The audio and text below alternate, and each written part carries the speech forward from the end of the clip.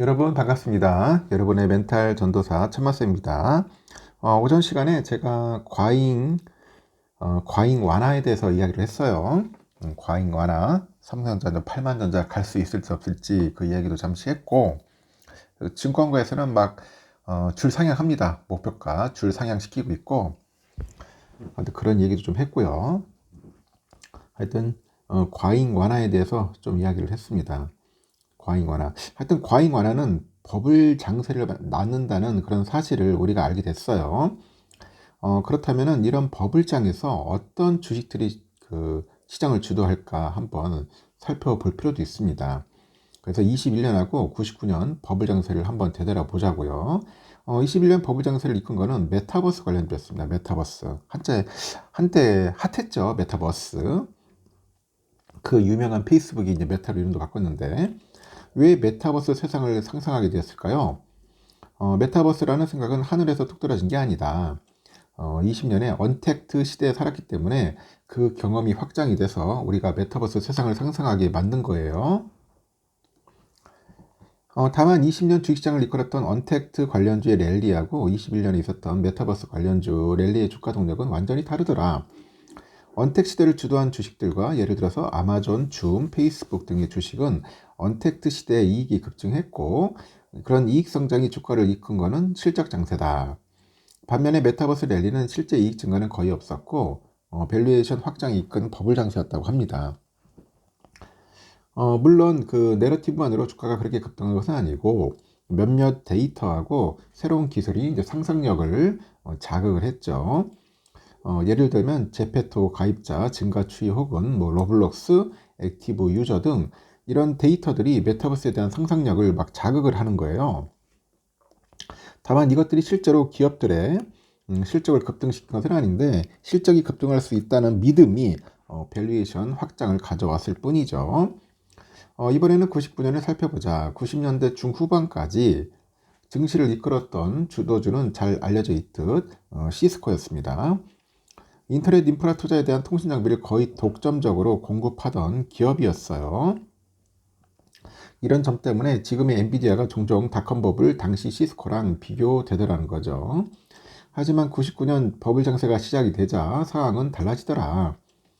물론 시스코도 99년에 100% 가까이 급등을 했는데, 주도주로는 어림도 없는 수익률이다. 당시 주도주는 인터넷 인프라를 활용한 기업들이었습니다. 다시 말하면 이미 대규모 투자가 단행된 인터넷 인프라가 미래에 어떻게 활용될까에 대한 이 관련돼서 기업들이 주도를 했다는 겁니다. 그 중에 주도주가 퀄컴이었어요. 퀄컴. 99년에 퀄컴 주가는 27배나 급등을 합니다. 퀄컴의 이런 주가 랠리를 이끈 것은 주당 순이익이 아닌 밸류에이션이었다는 거죠. 99년에 휴대폰이 본격적으로 이제 보급되기 전이었기 때문에 퀄컴의 실적이 좋았을 리는 없었는데, 하지만 투자자들은 대규모로 투자된 인터넷 인프라가 어떻게 쓰일지 상상을 하는 겁니다. 상상을 하더라. 그래서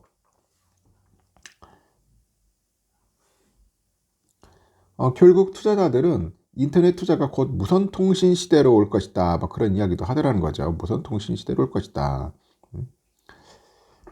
그래서 이것이 시장의 버블을 만들어 버렸다는 겁니다. 그게 꿈을 꿨어요. 이제 무선 통신 시대의 꿈을 꾼 거죠. 물론 투자자들은 그런 꿈들이 틀린 것은 아니었는데, 이 꿈은 그로부터 수년 뒤에 현실이 됐어요. 99년 주가 랠리는 분명 실적 급증을 동반하지는 않았던 버블 장세였고, 당시 퀄컴 주가가 27배 올랐는데, 이것을 현재 시점에서 계산하니까 99년에 퀄컴의 20년치 이익을 당시 주가에 반영을 했어요.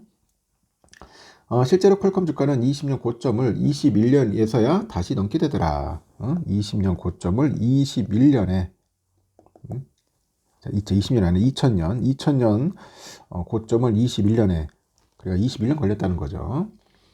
이런 사실들을 기반으로 보면 버블장에서의 그 주도주 특징을 몇 가지 도출할 수 있는데, 첫째는 이익 증가보다는 밸류에이션 확대를 기반으로 주도주가 형성될 거라는 점. 둘째는 밸류에이션 확대는 기존에 있었던 그런 현상이 확대가 돼가지고 적용될 거라는 점. 예를 들면 언택트 시대가 메타버스 세상을 상상하게 했고, 인터넷 인프라 투자가 인터넷 활용을 상승하게 했다는 거죠. 이런 현상을 하드에서 소프트로 넘어간다. 하드에서 소프트로 넘어간다. 이렇게 이름 붙일 거고, 예를 들어서 초기의 실적 급증을 기반으로 주가가 랠리하는 주식은 하드 인터넷, 하드 AI, 후기에는 밸류에이션 확정을 기반으로 가는 주식은 소프트 인터넷, 소프트 AI로 부른다. 결국 버블장에서 주목해야 하는 것은 소프트 AI 주식들이다. 다만 국가와 증시 특성에 따라서 어떤 소프트 AI를 사야 하는지 좀 달라지겠죠. 미국의 경우 소프트웨어 등 이 선진화된 첨단 AI 기술을 비롯해서 대부분의 AI 기술에 강점이 있는데, 따라서 AI 소프트웨어 등 첨단 AI 산업에 투자하는 것은 좋은 선택이 될 수 있다. 하지만 한국 기업이 AI 산업의 핵심을 이끌 가능성은 별로 없네요. 예를 들어서 인터넷 시대에 한국에서 구글이나 아마존 같은 기업을 만들어낼 가능성은 낮고, 하지만 한국의 경우 제조업이 강했다. 그래서 인터넷 시대의 휴대폰, 반도체, 부품 소재 등 제조업과 관련된 것을 담당을 했죠. AI 시대도 마찬가지일 거라고 봅니다. 소프트 AI 중에서 제조업과 관련된 산업이 좀 더 한국 증시에서 두각을 나타낼 거라고 보는데, 우주, 방산, 로봇, 원전 등이 여기에 해당하고, 물론 소프트웨어도 긍정적인 영향이 있을 거라고 생각하지만 상대적으로 후순위라고 합니다. 이런 식으로 생각하면 중국 증시 등에서 어떤 기업을 선택해야 하는지 대략적인 그림이 나오더라는 거죠. 중국의 경우 IT 플랫폼과 전기차 등의 강점이 있고, 따라서 소프트 AI 관련 투자도 IT 플랫폼과 전기차 관련 주식들을 중심으로 하는 것이 좋은 선택이 됩니다. 실제로 최근에 중국 증시 급등에서 주도주를 보니까 이 전기차랑 IT 플랫폼 기업들이 대부분임을 알 수 있어요. 소프트웨어 AI 중에서 투자할 주식을 고를 때 또 한 가지 생각할 것은 이익이라고 하죠. 아이러니하지만 이익이 적긴 할수록 큰 상승 잠재력이 있다고 생각할 수 있다. 예를 들어 테슬라를 보자는 겁니다. 테슬라는 소프트 AI를 긍정적으로 생각하는데, 이 소프트 AI 주식 중에 후순위에 둔 바 있고, 그 이유는 이익이 너무 많기 때문이다. 이것이 문제가 되는 건 두 가지 측면이에요. 만약 자동차 판매가 예상치를 하회하면 자율주행에 대한 추정치도 하향 조정될 수밖에 없고, 이는 투자자들의 상상력을 제한하는 요인이죠. 어차피 버블 장세에서는 이 멀티플 확대가 주가를 이끌 거라 생각하기 때문에 상상력에 천장이 없는 주식들이 더 긍정적이다. 또한 본업에 대한 실적이 주가를 가르는 또 하나의 기준이 되기 때문에 새로운 AI 비즈니스가 미치는 영향이 반감될 수 있고요. 따라서 한국 증시에서 소프트 AI 우선세를 본다면 제조업을 베이스로 하면서 멀티플의 무한 확장성을 가진 방산, 로봇 등이 가장 선호될 수 있다. 이 방산에서도 우주가 조선보다는 더 확장성이 있다고 하는 것 같아요. 조선은 상승을 하다가도 그만큼 생산 능력이 있는지 하는 생각이 들면 현실로 돌아갈 수 있기 때문이고, 원전 등은 그 다음으로 주목해야 할 수 있는 업종이고, 그 다음은 AI 소프트웨어가 고려될 수 있다. 하지만 버블장에서 주의할 것도 있습니다. 첫째 뭐냐, 이 버블장에서는 단기 급락이 자주 나타나더라. 왜냐하면 버블은 실적보다 밸류에이션 확대를 중심으로 주가가 상승하기 때문이랍니다. 다시 말해서 미래에 대한 낙관이 위험 선호도를 극단으로 끌어올리면서 버블을 만든다는 의미고, 그러므로 작은 리스크에도 쉽게 주가가 급락을 한다. 99년 버블 장세를 보면은 쉽게 할 수 있어요. 91년에서 98년에 나스닥은 450% 급등을 했는데, 단기 급락은 1년에 0.8회로 매우 드물게 나타났고, 하지만 99년에 버블 장세 때는 1년 3개월 동안 무려 8번이나 단기 급락이 발생합니다. 거의 두 달에 한 번 꼴이고, 하락의 주된 요인은 위험 선호도를 후퇴시키는 리스크 요인들이 연준의 긴축 우려죠. 둘째는 버블은 반드시 붕괴한다. 이 과잉 완화는 주식시장의 상승을 가져오는데 버블에 올라타는 일은 생각처럼 쉽지 않아요. 왜냐하면 버블은 결국엔 붕괴한다는 것은 부정할 수 없는 증시의 법칙이기 때문이죠. 따라서 버블이 주는 열매는 매우 달콤하지만 음악이 멈추기 전에 먼저 뛰어내리지 못한다면 결국 쓰디쓴 잔을 마셔야 한다는 겁니다. 버블이 끝나는 시기를 정확히 전망할 그 비밀의 법칙은 없다. 하지만 몇 가지 추론을 통해서 우리는 그 끝을 알 수 있는 시그널을 개발할 수 있다고 믿고 있죠. 그렇다면 버블 붕괴 시그널은 무엇이냐? 먼저 생각해 볼 수 있는 것은 연준의 긴축이더라. 연준의 긴축이 하락장의 시그널이라고 생각하는 근거는 크게 두 가지라고 봅니다. 첫째는 고물가 시대는 금리 인상이 하락장의 트리거가 됩니다. 작년 여름 연준의 금리 인하가 시작되면 하락장이 올 거란 주장이 많았는데 하지만 이는 논리적으로 어색하고 돈을 푸니까 하락장이 온다. 이것은 이상한 논리다. 물론 저물가 시대에는 금리 인하가 하락장의 트리거가 맞고 다만 이는 금리를 인하했기 때문이 아니라 경기가 꺾였기 때문이 그런 거다.